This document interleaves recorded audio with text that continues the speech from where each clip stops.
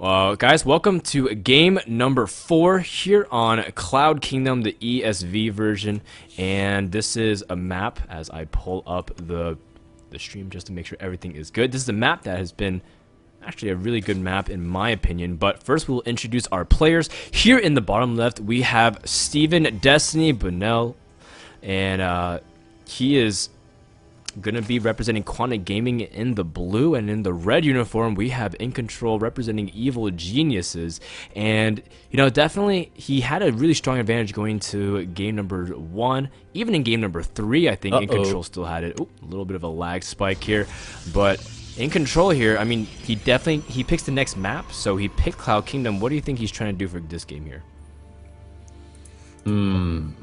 Good question. EGiNcontroL lost the last game, so this is his map choice, right? Yeah, it is. So this is, of course, a really solid map for Protoss, but as a Zerg player, man, this is a pretty uphill battle. This is one of the, well, not the easiest map to go for a Forge Expand, but this choke is not as wide. You can wall that off a lot easier than you can wall off, for example, Tal'Darim Altar or, you know, Shatter Temple. This is a pretty Forge Expand friendly map, and a lot of Protoss love playing on that kind of maps. So I think that EGiNcontroL is going to be really comfortable here. Once again, going for the Forge first, enabling him to go for any kind of cannon rush as he sees fit, or opportunities, as you call it. As soon as EGiNcontroL sees an opportunity to go ahead and grab an advantage in a somewhat abusive way, he goes for it, and that is amazing. That is really good. Yeah, actually, I'm having that flashback to how he had that one cannon almost taking out that hatchery, and imagine the implications if EGiNcontroL is able to really pressure and kill off the hatchery. But you know what? We'll have to see what he goes in game number 4 here. Guys, this is Playhem Showmatch series, by the way, so thank you so much to all the admins who actually managed to set this up, and we guys are doing this for you. If you like what you see, please give us some feedback in the thread as some mods can post it, as Lily and I love hearing your thoughts. In the process though, we're still going to enjoy this game. EGiNcontroL planting another photon cannon, still being super annoying. This is definitely vexing for any Zerg player. Ooh, wow, we see another cannon coming up. I don't agree with that decision, though. I don't know, man, about that one, but no, there were so many drones already down there, and of course, forcing a lot of mining time lost is okay, but delaying your Nexus, you're really delaying your Nexus significantly when you go for 2 cannons, and the probe is going to come back in and go for another cannon. I could only expect it. Ooh, EGiNcontroL is going to try and pull the same trick as he did in game 3 on actually last game. He's gonna try the exact same thing. He's hiding the probe, and it could work out. Let's see if Destiny is gonna scout for it. Let's keep a really close eye on these Zerglings. No, Destiny, go scout to the left, make waypoints to the right. No, no. No, don't do it, Destiny. Don't make the same mistake again. And there he goes, setting the rally points. And this probe is going to be found by this one Zergling, hero Zergling, preventing any kind of cannon shenanigans. That's going to be good for Destiny. This time around, he will be able to play the game as he planned it at the start. When he went into this map, he was like, well, I'm gonna go and do this kind of strategy. And this time, he's not going to be pestered too much by cannons behind his mineral line and such. It was truly amazing that Destiny was able to still win that game. Yeah, you know, it was very impressive indeed, and just able to show quick reflexes despite, you know, an unorthodox situation. Now, we do see that EGiNcontroL is double gassing again.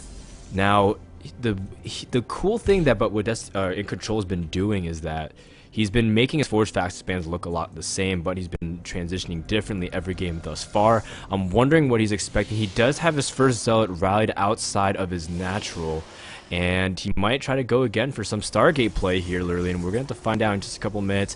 But Destiny also, he is opening a pretty standard as well, still keeping his drone on gas, despite having 100. Very, very interesting. Yeah, he's accumulating quite some gas, actually.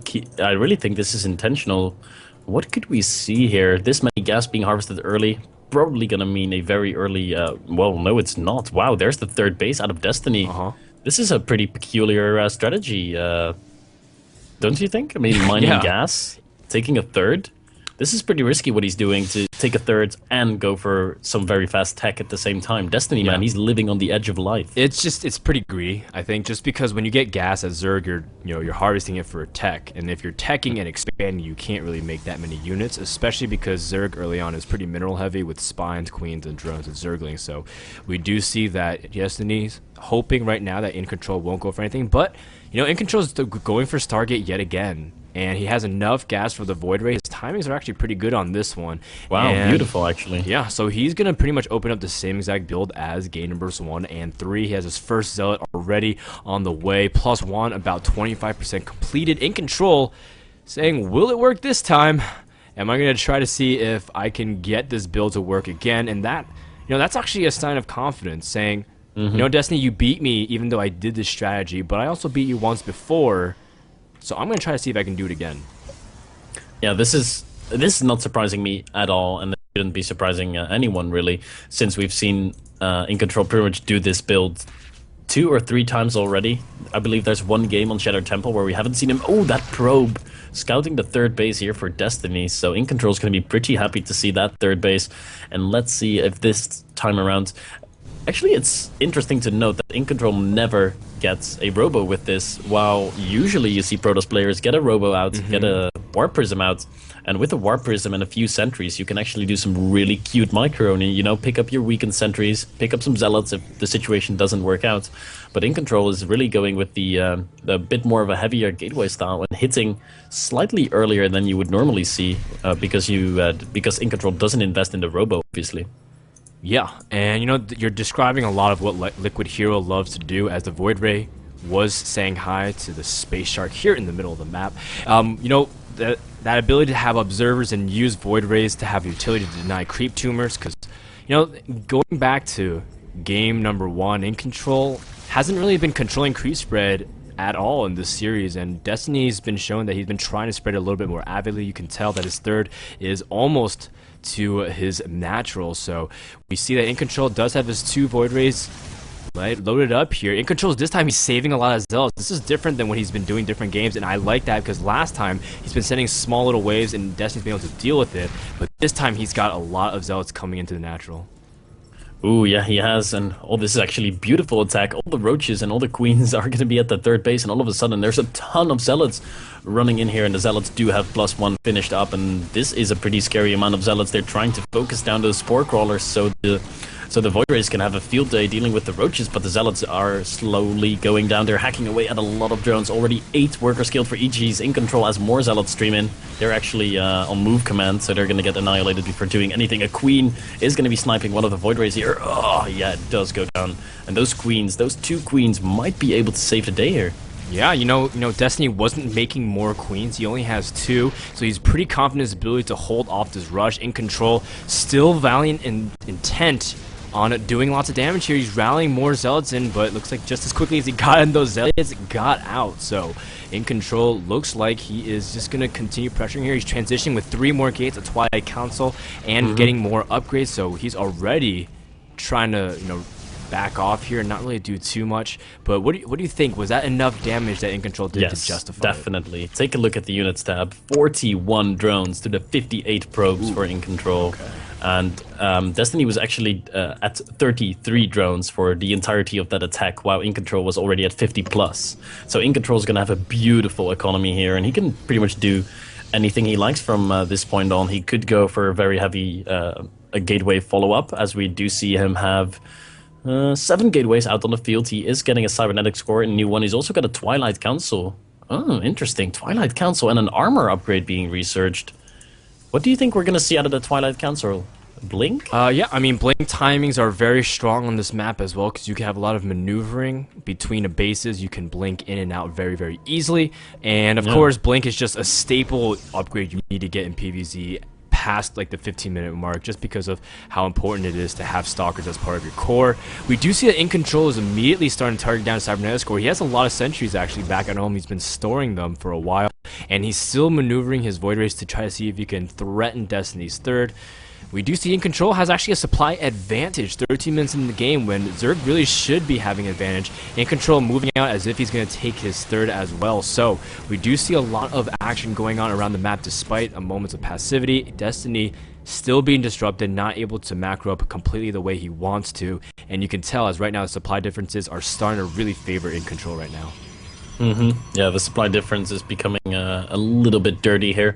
What I wanted to ask you earlier, when we noticed that there's probably going to be Blink on the way, we've actually not seen... Oh, there it goes. Blink does just now start up. I was going to ask you, what do you think about EGiNcontroL going for the +1 armor instead of the more usual +2 attack when you go for Blink Stalkers? It's really standard to go for, you know, very early +2 when you go for Blink Stalkers, but EGiNcontroL actually choosing to go the armor route. What's your opinion on that? Well, you know, I wasn't sure what he was planning, but I think because he wanted to be really aggressive with Zealots and he needed them to be as tanky as possible early on, as soon as his +1 ground weapons was finished, he started armor. So I think he just queued it up as if he was expecting him to do non-stop aggression, but he backed off and now he's transitioning based off his backup plan. He's saying this is not working out as best as I could, so I'm going to go ahead and transition. So I think it's a good adaptive play. We do see at Destiny, though, he's actually getting a lot of Infestors out, making a lot of Roaches, so it looks like Roach Infestor with a tad of Lings, you know, dribbled all across his composition. So we do see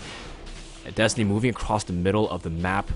And I think he wants to meet this army head on, but I don't know if it's a good idea because EGiNcontroL does have a pretty large army, and, you know, he's getting his third base. He's going to be pretty secure for a while. I don't know if Destiny should actually become aggressive right now. No, I don't. Well, Destiny has to do something. He doesn't really have any impressive tech to go on.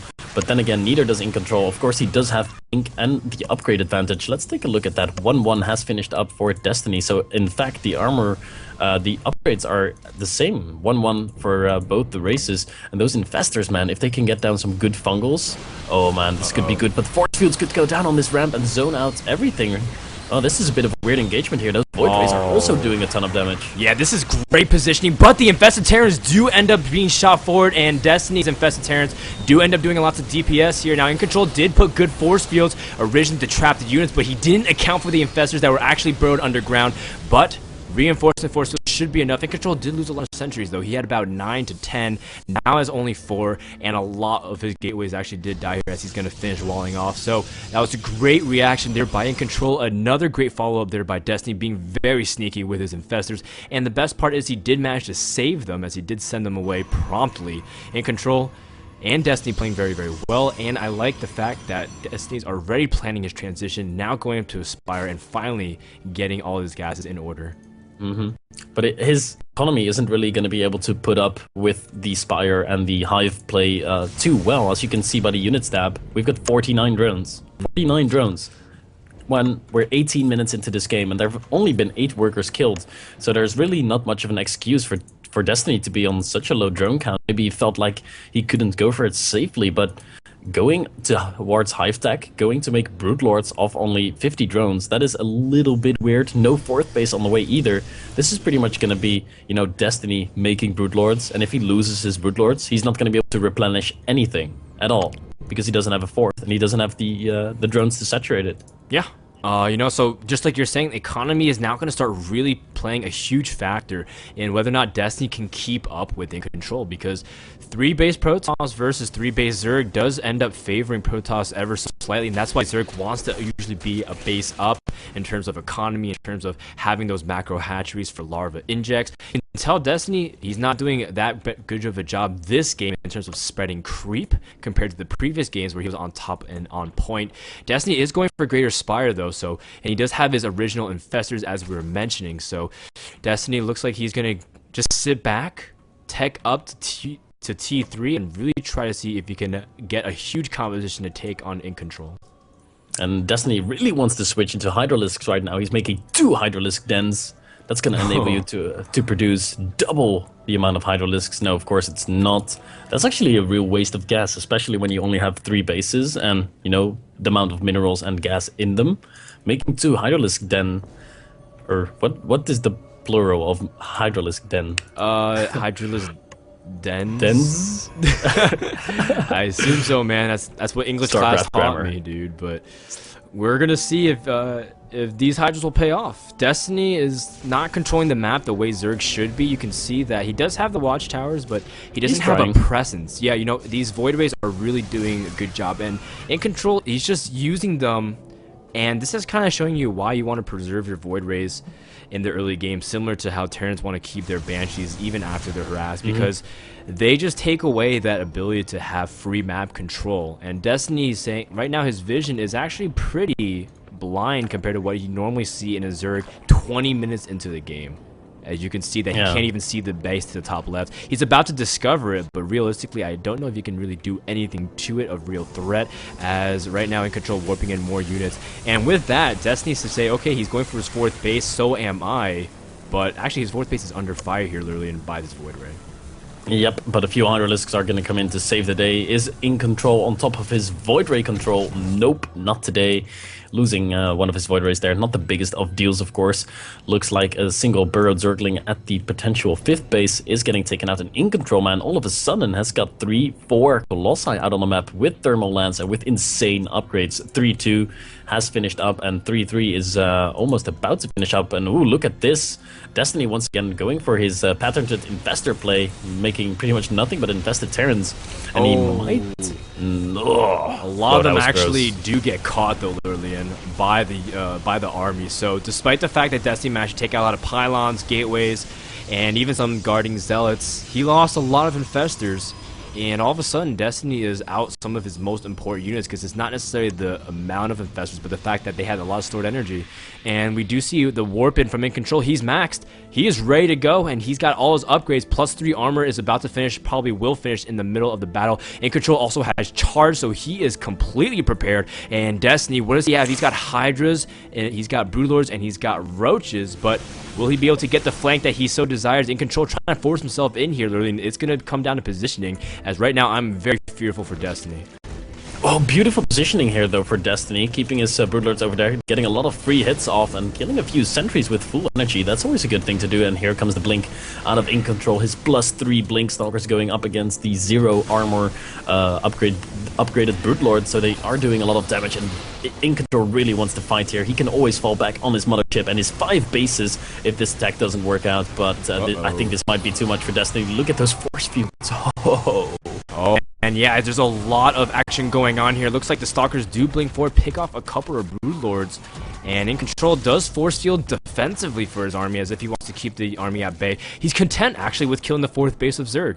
And then going back, taking his 5th base, and be able to reproduce some units. He's actually waiting on his mothership as well, which actually has just arrived to the field as we speak. So his mothership will amplify the strength of his army very considerably, especially since that he has Archons onto the field, as EGiNcontroL has been a huge proponent of using Archons and Vortexes. We do see that the Roaches do end up running by here and trying to snipe the Nexus, which should be successful, but EGiNcontroL does have that other base here on the way. So EGiNcontroL trying to play the starvation game here. He's going to also try to catch some of these Roaches, and if he can catch a lot of them, it'll be very good, because this is a lot of resources from Destiny, but manages to just get away here.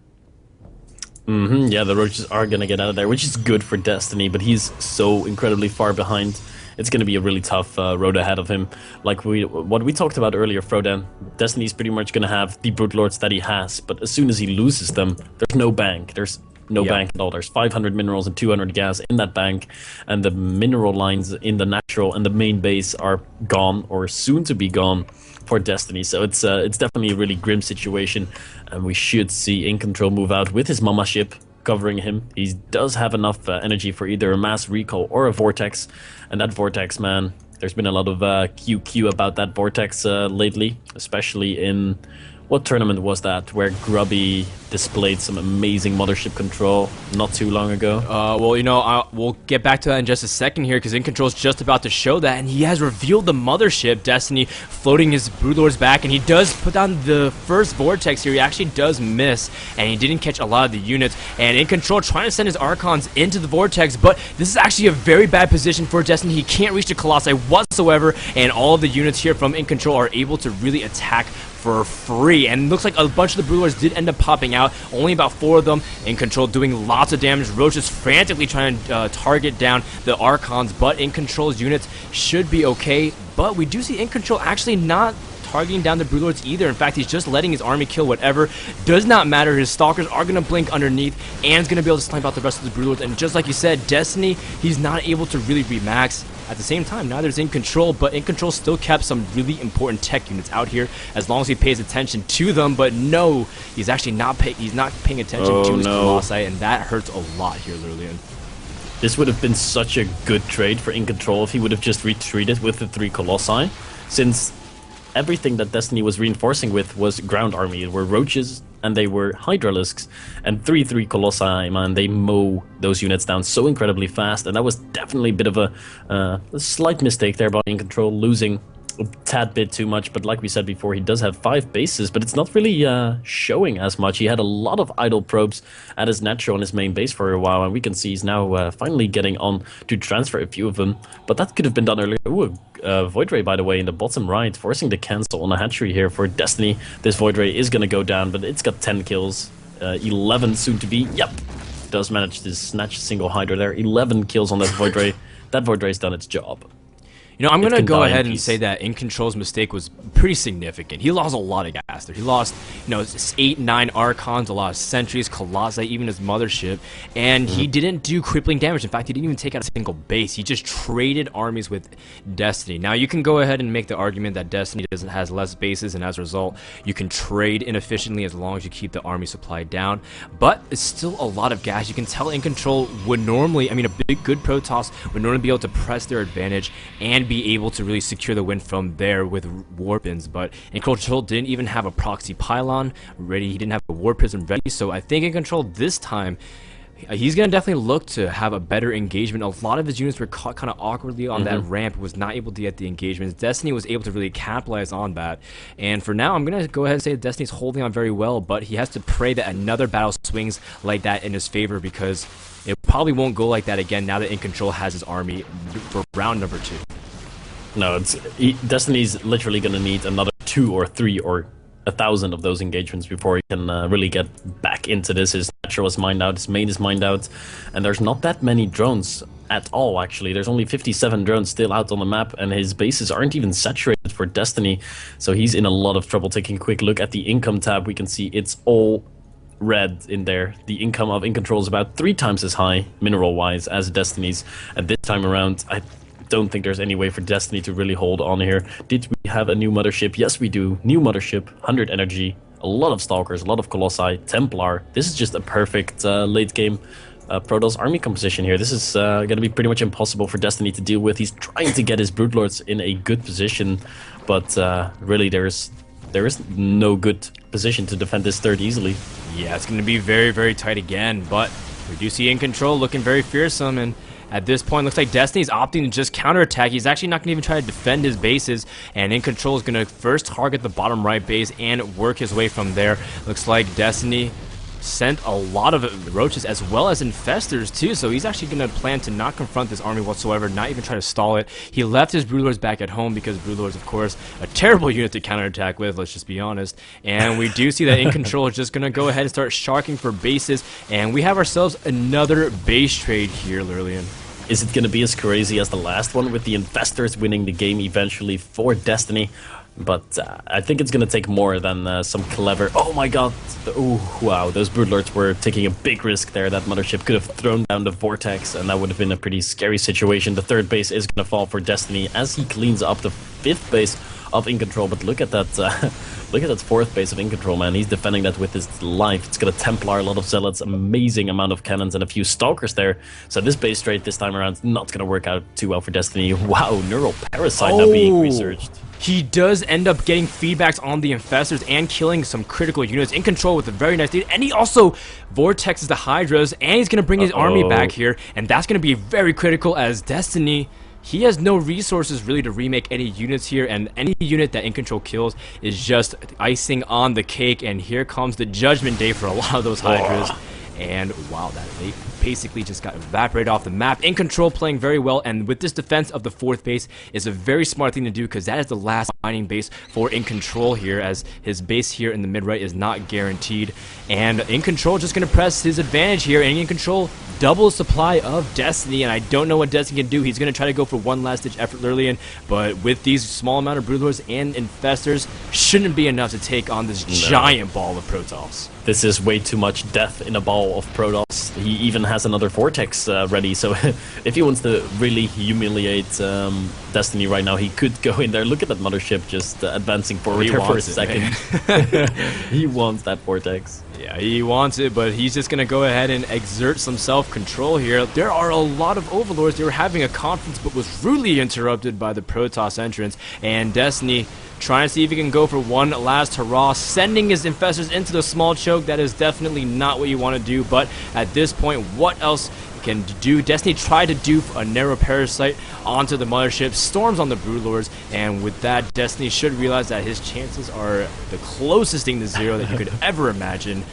And we do see EGiNcontroL. He's going to tie up the series here, Lurlian, and send it into game number 5. Yeah. This is actually a really good series between these two players. Really close games all the time. And congratulations to EGiNcontroL for taking that game number 4 here on ESV Cloud Kingdom. We